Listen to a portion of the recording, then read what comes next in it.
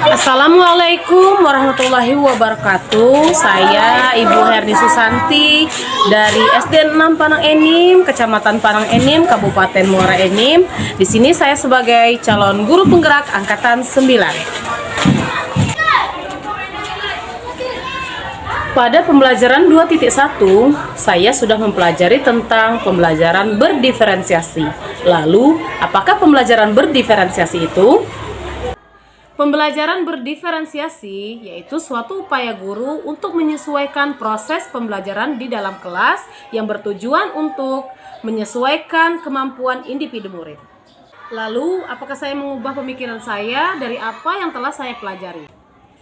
Tentu saja, karena selama ini saya menerapkan pembelajaran, yaitu saya belum mampu mengetahui karakteristik murid.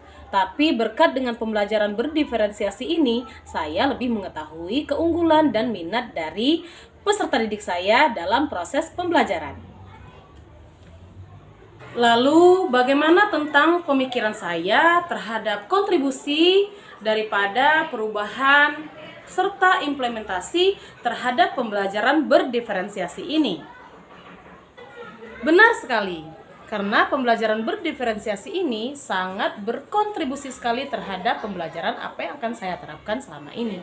Karena selama ini saya menerapkan pembelajaran yang bervariasi saja, memiliki metode dan berbagai model pembelajaran serta alat peraga. Tetapi hal tersebut adalah suatu hal yang sangat harus saya dongkrak dan saya perbaiki. Melalui implementasi pembelajaran berdiferensiasi, saya lebih mengetahui dan lebih bisa menerapkan pembelajaran ini dengan luas dan baik tentunya untuk ke depan. Kemudian tentunya pasti banyak sekali tantangan dan rintangan pada diri saya pada saat penerapan dari pembelajaran berdiferensiasi ini. Lalu bagaimana cara saya mengatasinya? Perlu kita ingat bahwa perkembangan zaman itu juga akan masuk ke dalam sebuah pendidikan. Jadi di sini saya harus benar-benar betul dalam menyikapi dari kemajuan zaman dalam bentuk pendidikan ini.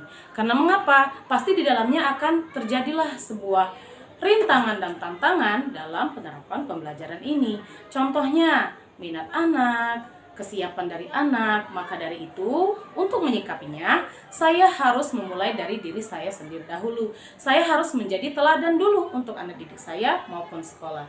Maka daripada itu, akan terbentuklah menjadi suatu korelasi yang baik antara saya, murid saya, dan juga sekolah dalam penerapan pembelajaran berdiferensiasi ini.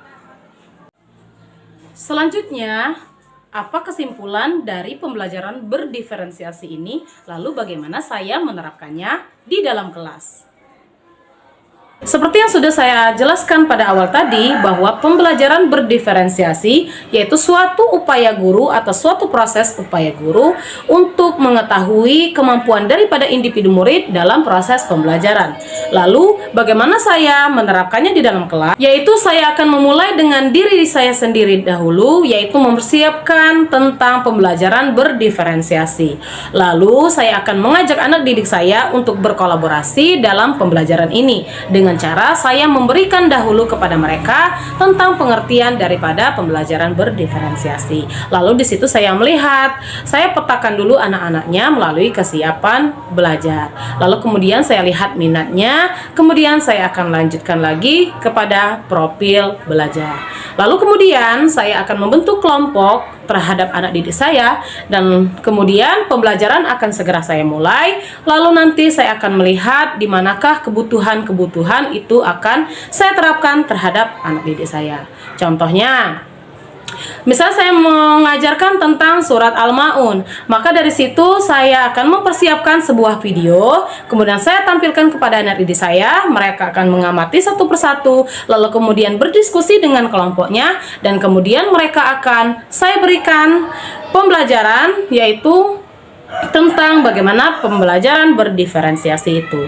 Lalu kemudian anak tersebut akan maju satu persatu mendapatkan dan mempresentasikan tentang apa yang telah dia dapat hari ini. Maka dari situ saya melihat kebutuhan belajar terhadap anak saya apakah sudah memenuhi atau belum. Jadi di situ saya akan mengkategorikan menjadi 4 bagian. Ada yang bagiannya perlu bimbingan, Kemudian ada juga yang cukup, ada yang baik dan amat baik. Jadi di situ saya melakukan penilaian berjenjang atau tier assessment. Jadi kemudian daripada itu saya akan mengetahui kebutuhan daripada individu murid-murid saya di kelas 5 tentunya dalam pelajaran pendidikan agama Islam. Selanjutnya, bagaimana pembelajaran berdiferensiasi ini sesuai dengan kebutuhan murid dan bisa menghasilkan hasil yang optimal, serta bagaimana kaitan pembelajaran berdiferensiasi ini pada modul-modul sebelumnya. Tentu saja, pembelajaran berdiferensiasi ini berpengaruh terhadap hasil dan kebutuhan belajar murid. Karena mengapa? Karena di sini pembelajaran berdiferensiasi mengaitkan tentang pembelajaran yang bersifat kepada 3 kebutuhan manusia dan juga 3 strategi pada penerapan dari proses pembelajaran, serta juga penilaian berjenjang atau tier assessment. Jadi di sini kita akan melihat dan mengevaluasi anak tersebut melalui 3 strategi, yaitu diferensiasi konten, yang kedua diferensiasi proses, dan yang ketiga diferensiasi produk. Jadi kita akan melihat hasil dari anak tersebut melalui diferensiasi produk, dan juga kita bisa melakukan penilaian dengan tier assessment atau penilaian berjenjang. Jadi sejauh mana terhadap anak didik tersebut mengalami suatu proses perubahan. Tentu saja, pembelajaran berdiferensiasi ini memiliki keterkaitan dengan modul-modul sebelumnya. Karena pada modul sebelumnya, pada modul 1.1, yaitu diajarkan oleh Ki Hajar Dewantara melalui filosofi Ki Hajar Dewantara, yaitu kita harus mendidik dan menuntun anak sesuai dengan kodrat alam dan mengiringi kodrat zaman. Begitu juga dengan pembelajaran berdiferensiasi ini. Maka kita harus mengikuti kodrat alam, yaitu menilai daripada kebutuhan individu murid dan juga mengiringi kodrat zaman. Karena di sana ada diferensiasi konten, produk, dan juga proses. Kita tidak lupa juga bahwa pembelajaran berdiferensiasi ini melibatkan guru terhadap murid, yaitu mengajarkan kepada murid tentang mandiri, kolaboratif, berpihak pada murid, inovatif, dan juga reflektif. Sesuai juga dengan modul 2.1, yaitu penerapan daripada nilai dan peran guru penggerak. Dan juga pembelajaran berdiferensiasi ini bisa kita kaitkan dengan strategi dalam pembentukan visi guru penggerak.